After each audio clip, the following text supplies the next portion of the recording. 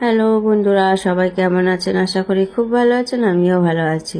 ওই যে আগের দিনের যে তরকা ডালটা ভিজিয়ে রেখেছিলাম ফ্রিজে, মানে 2-3 দিন হয়ে গেল জানেন তো, ভিজিয়ে রেখেছিলাম রান্না করব বলে।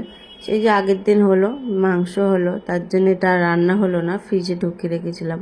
আর দেখুন ছোট ছোট গানে অঙ্কুর বেরিয়ে গেছে। 3 দিন মতন হয়ে গেল। আজকের ভাবছি রাত্রিরে তরকা রুটি বানাবো। চলুন সেগুলোই বানাই। আর রোজ রোজ আপনাদের তো দিনের ভিডিও তো দিই সারাদিনের, আজকের আমি রাতের ভিডিও আপনাদের দেবো। আর এই দেখুন এসে আমি দুটো এখানে রেখে দিয়েছি ছোলা, মানে এটা অঙ্কুর বানিয়ে খাবো বলে ও দুটো ওর মধ্যে রেখে দেবে, দেখেছেন? মানে আমি রান্নাঘরে এলেই ওই যে কী করবে আমার সাথে সাথে আমি যা করবো ও তাই করবে, জানেন তো। চলুন। আর যখন এই ছেলেপুলেদের এই স্কুলে এরকম ছোলা এগুলো না ভিজিয়ে অঙ্কুর বানাতে বলতো, যে যত বড় অঙ্কুর করে আনতে পারবে তার নাম্বার সেই মানে বেশি দিত আর কি। তখন তো বুঝতেই পারতাম না কীভাবে অঙ্কুর বানায়, অতটা এই ছিল না। যখন ছেলেপুলেরা ছোট ছিল, স্কুলে 3-4 এরকম 5 সব পড়তো, তখন তো বোঝাই যেত না কীভাবে অঙ্কুর করে। ভিজিয়ে রেখে দিতাম জলে সারাদিন, হতোই না।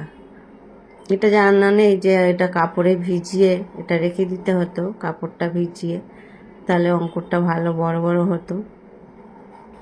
যাই হোক, চলো রান্নাটা বসিয়ে দিই। আজকে হবে রুটি আর তরকা।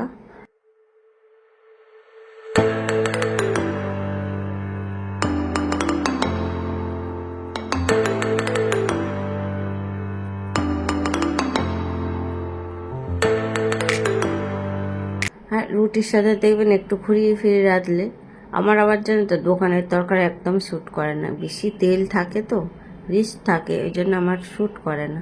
ঘরে একটু হালকা করে মানে বানিয়ে নিলে এতে কিন্তু খেতেও ভালো লাগে আর পেটের দিকটা ঠিক থাকে।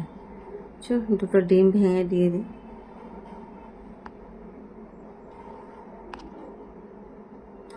আর আমাদের হচ্ছে দুজনে ভাত খায়, মেয়ে আর ওর বাবা। ওদের তো ভাত রাখতে যাবে, রুটি হোক তরকা হোক যাই হোক। আমার আর আমার ছেলের কোনো ব্যাপার নেই, 4 বেলা রুটি দিলেও খেয়ে নেবো, ভাত দিলেও খেয়ে নেবো, কোনো ব্যাপার নেই। ওদের দুজনের জন্য দুটো ভাত রেখেছি,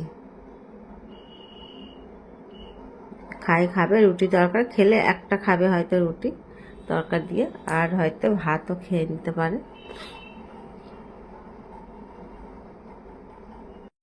আর আজকে একটু গরমটা কম আছে বলে একটু এই তরকাটা বানাচ্ছি।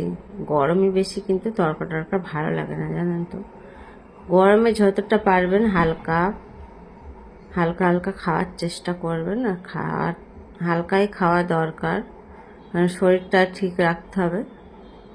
আর যদি তরকাটা আগে না একটু মানে প্রেশারে দিতাম ভালো হতো, জানেন তো। এতে আমার গ্যাসটাও বাঁচতো আর তাড়াতাড়ি সিদ্ধ হয়ে যেত। এতে দিয়ে অনেকটাই দেরি হয়ে যাচ্ছে তো রান্নাটা। যাই হোক, আস্তে আস্তে হোক, একদম গ্যাসের ফ্লেমটা লোতে করে দিয়েছি। এদিকে আটাও মাখা হয়ে গেল, রুটিটা করে নিই। আর একজন এসে দুটো অর্ডার দিয়ে গেল যে আমার জন্য একটু পরোটা বানাবে, 2-4টে মতন, দুটো মতন পরোটা বানাবেন। ওই যে পরোটা বানাতে দিয়ে দিয়েছি। চলুন। আর রান্না করতে গেলে তো একদম ঘেমে গেছি, গরমটাও একটু বেশ ভালো। আর রুটি করতে গেলে দেখবেন একভাবে কিন্তু রান্না করে একভাবেই থাকতে হবে। এই যে দুটো পরোটা খাবে অর্ডার দিয়ে গেল, পরোটা হয়ে গেছে, দিয়ে দিই খেতে।